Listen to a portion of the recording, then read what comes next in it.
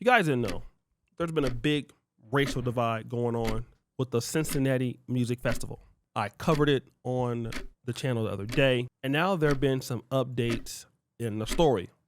Again, what I see for the majority is blacks taking the side of the blacks that jumped the whites. And then now you're seeing on social media what the white community is saying about it. Let's turn to another issue that's hardly being covered by the mainstream media, and that is the Cincinnati Police Department has now launched an investigation after a group of thugs were filmed beating a man and a woman to the ground. Authorities have charged at least 5 suspects after that violent attack that took place in downtown Cincinnati.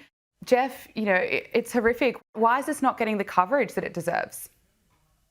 It's sad. It really should. And I have to say, it could very well be a hate crime. It could be racially motivated. The victims were white. The attackers were black. This is absolutely tragic. You know what's really the worst part about it? You had 100 people that were around. You had people filming. You had people yelling and screaming and chanting and encouraging the attackers. Only one person out of all of those folks called 911. And that just is a real sad indictment of what is going on in some of our cities in the United States. Now, you heard what the lady said. The lady said that these group of young men were thugs. Now, I listened to that language, and this is important to notice that because Fox News is saying something very similar. Now, if you guys remember, Hulk Hogan recently passed away. When Fox News covered Hulk Hogan passing away, they mentioned nothing about his racist past of calling blacks the N-word and saying stuff. They didn't mention that at all, right? And everybody else in the black community is bringing this up. Now, when you look at the white situation in Cincinnati, Fox News and other conservative outlets are playing this game as if these thugs dumped this white guy, all right? And again, without even looking at any other evidence. Now, again, if you can go to Tariq Nasheed's X account, you will see exactly what happened. All right, I don't want to post that here on YouTube because of the fighting and all that. But Tariq Nasheed has also added some more information.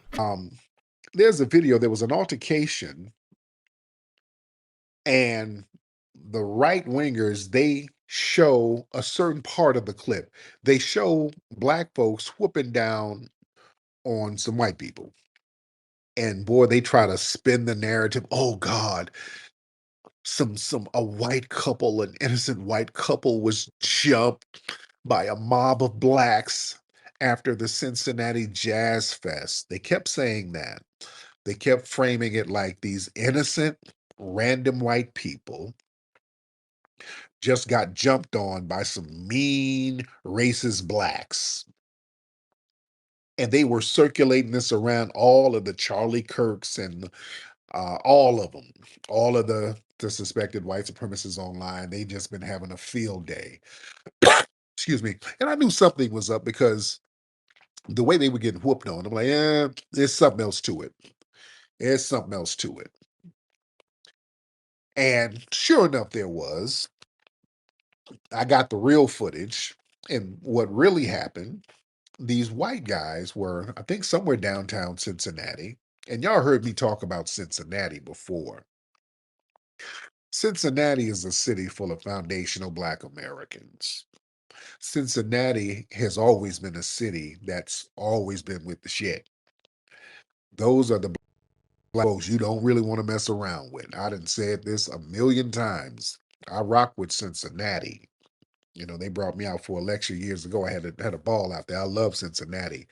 Those are some real, for real, stomp down FBAs out there that you don't really want to fuck around with, to keep it a bean. And remember, recently, there was a group of white supremacists who tried to go to a black neighborhood to do a little march, and they got ran off the block by the brothers and sisters out there. They ran their ass smooth off the block.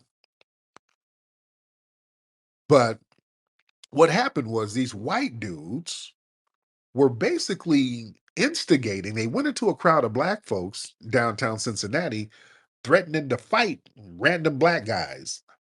And a lot of people were ignoring them.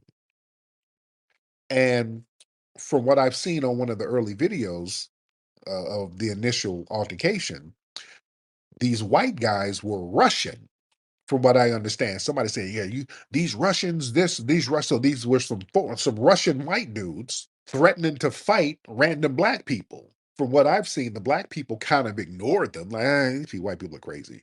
But the white folks kept arguing with black folks. One of the white dudes hauled off and slapped a black man in the face. I'm like, what the hell?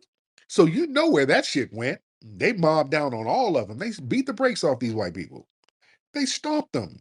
And when I saw that, I'm like, what in the world would make a white person think they're going to slap a black person in Cincinnati around other black people? Like, what in the world made them think that was going to be a good idea? And when they said that the guys were Russian, I said, oh, okay, that kind of makes sense. They didn't know. So what we have found out is that the white people that are involved in this are not American whites, okay? What it looked like to us and anybody who saw it was, okay, these are white Americans getting beat up by black Americans, but in fact, these are Russians. And so now it makes sense, because could a white dude just walk up and just kick up some black dudes? It's possible, but it's not likely. White Americans is going to probably have that thing on them too. And we do understand, shout out to my Ohio brothers and sisters, I have heard that Ohio is one of the most racist places in the country in the Midwest. It's like historically like that. I know Cincinnati, a lot of blacks in it, but I've heard Ohio is like, look, white folks out there ain't really playing like that. Like, Ohio got its racist, okay? With that being said, these are not white Americans. They're Russians, according. But it just goes to show you one thing. Number one, whenever black versus white comes out, people don't really ask no questions. That's something that we should understand. Those dudes could have been not black American, something else, and the white dudes ain't gotta be white American, but we already gonna take sides. We're predisposed to take sides. Now, some folks will call it down the middle, but you can't agree to that. When somebody is in the video and that person is of your lineage, we already know what the Caucasians are gonna do for the most part. They are going to say, oh, look at these thugs. But I'm gonna tell you what I saw. And again, in the video, I saw a man slap a dude. He was kicking the dudes. They was trying to kill. At first, it was kind of like a play, not a play fight, but you know, it's like one of those little fights I see in Africa when you drive down the street. Dudes trying to just kick each other, whatever, just trying to, just doing something silly. He slapped the dude in the face. As Tariq was saying, when you slap somebody black, now we talking about younger people though. Like, we're not talking about you slapping somebody 40, 50. You slapping somebody young. And again, he gave credence in respect to the fact that you're dealing with somebody from Cincinnati, the 513.